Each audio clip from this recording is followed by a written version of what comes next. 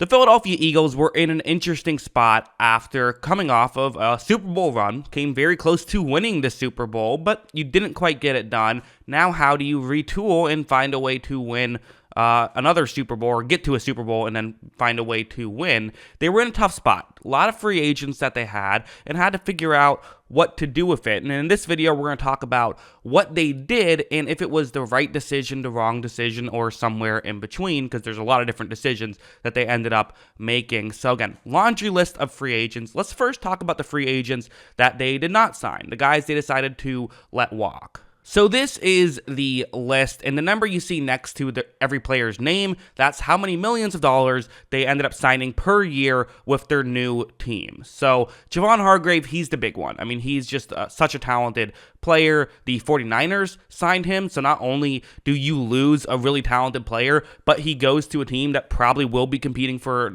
a Super Bowl as well and are in the same conference. Might be the biggest competition for Philadelphia to get to the Super Bowl as it stands right now. So that's a tough one for the Eagles, no doubt about it. Then some ones that, okay, you can live with. Andre Dillard and Isaac Seumalo are offensive linemen that you would have liked to keep for sure. That's a blow, I think. But you have Miles Sanders, who I think they'll be okay without Sanders, but still, he was an effective player for them. You have TJ Edwards, who I think was a real underrated linebacker. Him and Kaiser White were two very good linebackers for Philadelphia. So losing both their starting linebackers, they lose a safety in Marcus Epps, who was, again, an effective player. C.J. Gardner-Johnson, another safety, who was a really effective player. And they lose Gardner Minshew, who was a backup, who I think you can live with not having him. He didn't play particularly great when he was thrust in there, so I understand why they went with a different backup quarterback option. But, off the bat, definitely some players you would have probably liked to see them re-sign if you're a Philadelphia Eagles fan, but you only have so much money. The players they use that money on are James Bradberry, Jason Kelce, Fletcher Cox, Boston Scott, Rashad Penny, and they also added Marcus Mariota, signed him as a free agent. Should mention, while it wasn't a free agency signing, so it's not on the list, they did spend some money on Darius Slay as well. So, kept a few players. Seems like they wanted to keep a couple of their, Philadelphia Eagles legends, keeping Fletcher Cox and Jason Kelce. I think Kelce, you would keep regardless because he's just so good. Cox, not coming off his best year, giving him $10 million a year. That one's a wonder for me. It is. I think I would have rather kept someone like one of your offensive linemen that you let walk, or like TJ Edwards. For me personally, I would have rather kept those guys in the building than keeping Fletcher Cox in the building. There is other stuff to it. You want to keep Fletcher Cox. If you're an Eagles fan, you love Fletcher Cox, and who knows, maybe it was just a bit of a bad year last year, but given the fact that he is up there in age, I'd be a little concerned.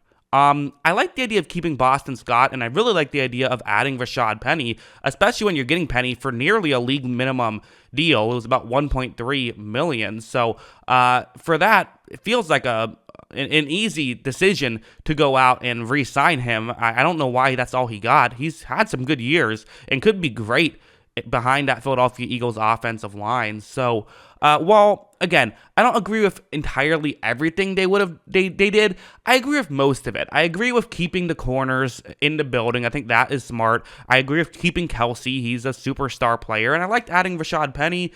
Did you need to spend $5 million on a backup quarterback? The reality is, if Jalen Hurts gets injured for the season, you're screwed anyway, I would think. But that's the case of pretty much every team competing for a Super Bowl. And if Hurts does go down for 4 games or so, like we saw him do last year, it's nice to have a quarterback who could come in and win you a couple of games and keep you afloat while your quarterback gets healthy. So, decisions could be made. You could decide, let's keep Kaiser White instead of Marcus Mariota, but that's the decision they ended up going with. Or even maybe something like keeping Gardner Minshew, and you at least have the $2 million, which is something that matters. So these numbers, this is where they're currently at. They have $14 million in cap space, $13 million in projected cash available, but it's always worth noting, while cash available is usually the better predictor than cap space, it happens to be even in this case, it isn't always even, and that's usually the better predictor of how much teams are going to be willing to spend.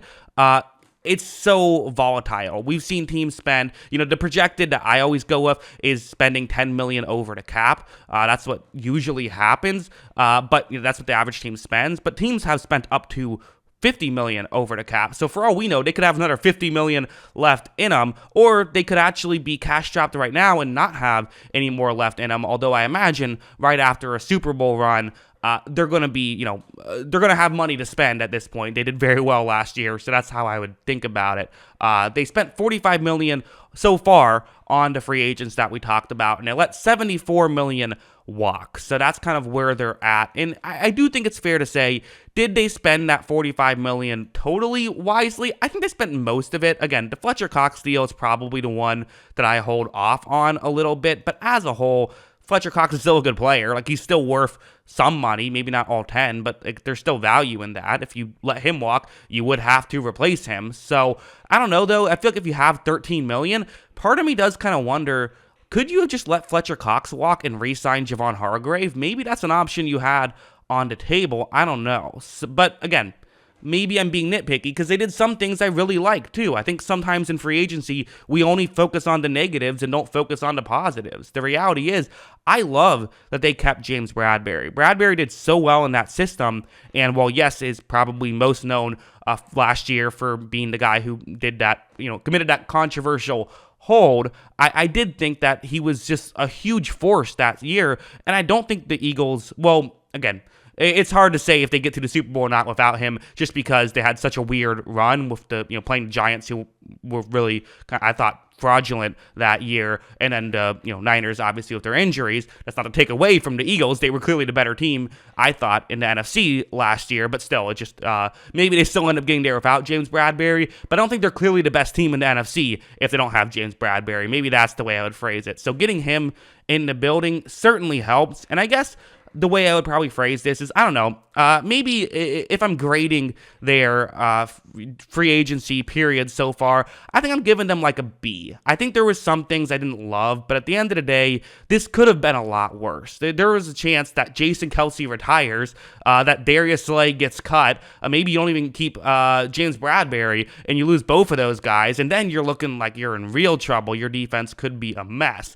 The fact that they were able to keep those players, I think replace someone like Miles Sanders with Rashad Penny, who might have a better year, and you're saving $5 million doing that. Something like that is really smart. So I think the positives outweigh the negatives for me, but again, it's just a little bit different than I would have done. But again, that's gonna happen, right? You're gonna have those situations where teams are gonna do different things than I would do. Not every team's gonna do what I would do, and there's probably a reason for it. But yeah, that's kind of my thoughts on all of this stuff. What do you guys think? What grade would you give the Eagles this free agency period so far? Who knows? Maybe right after I finish recording this video, they're gonna trade for I don't know, TJ Watt for a 7th round pick, and then it'll be a lot better than just a B. But for now, that's what I'm giving them. What do you guys think? Let me know in the comments below. Always love hearing from you. And of course, as always, thanks for watching.